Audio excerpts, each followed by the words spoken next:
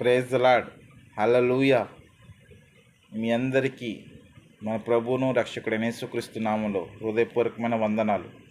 మరియు ఈ కేవీఆర్ యూట్యూబ్ ఛానల్ని ఆదరిస్తూ వాక్యముల ద్వారా బలపరచబడుతున్న మిమ్మల్ని అందరినీ యేసయ్య దీవించి ఆస్వాదించునుగాక. ఆమేన్. హల్లెలూయా.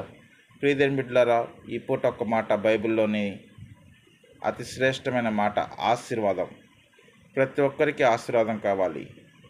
ఆశీర్వాదం అనగా ఏమి?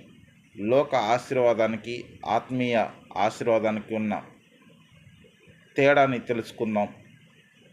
ఈ లోకంలో ఆశీర్వాదం అనగా మనము మన బ్రతుకుని అంటే దీన స్థితిలో నుండి సంపన్న స్థితిలోనికి వచ్చినప్పుడు అది ఆశీర్వాదంగా మనం సంతోషిస్తాం.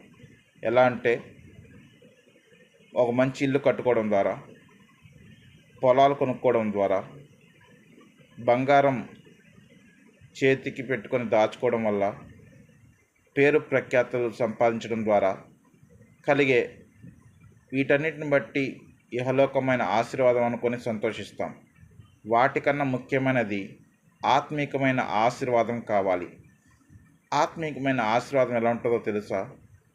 దేవుని వాక్యము ద్వారా మనము రక్షణ పొంది ప్రతిరోజు ప్రార్థన చేసుకుంటూ, ప్రతిరోజు వాక్యాన్ని ధ్యానం చేస్తూ, వాక్యాలు వింటూ, ఆ వాక్యం విని అనేకులకు తెలియచేసినప్పుడు ఆ వాక్యము ద్వారా వారు సంతోషించి వారు రక్షించబడినప్పుడు పొందే జీవితం ఎంతో బాగుంటుంది.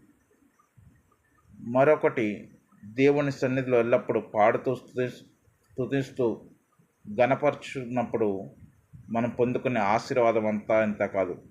మనం పాడుచున్నప్పుడు పరవశమై ఆయన అభిషేకముతో నింపబడి పరిశుద్ధాత్మతో ఆనందిస్తూ దేవుని యొక్క ఆశీర్వాదాన్ని నీవు పొందుకోవడం ఎంతో మంచిది.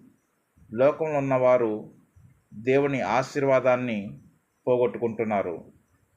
ఆత్మీయమైన ఆశీర్వాదాన్ని పొందుకొని దేవునికి ఇష్టానుసారంగా జీవిస్తే మనం ఆ పరలోక రాజ్యంలో ఆయనతో కూర్చొని యుగయుగములు ఆయన స్తుతించే భాగ్యము, నిజమైన ఆశీర్వాదాన్ని పొందుకుంటాం. కాబట్టి ఏ ఆశీర్వాదం కొరకు ప్రయత్నం చేద్దాం. లోక ఆశీర్వాదమా, ఆత్మీకమైన ఆశీర్వాదమా? లోక ఆశీర్వాదం మనం బ్రతికినంత కాలం మాత్రమే అది మనతో ఉంటుంది. చనిపోయిన తర్వాత ఆశీర్వాదం ఉండదు. కాబట్టి ఆత్మీయమైన ఆశీర్వాదం పొందడానికి ప్రతి ఒక్కరు ప్రార్థన చేసుకోండి. ఈ యొక్క వీడియోని షేర్ చేయండి. ప్రార్థన వస్తువులు తెలియచేయండి.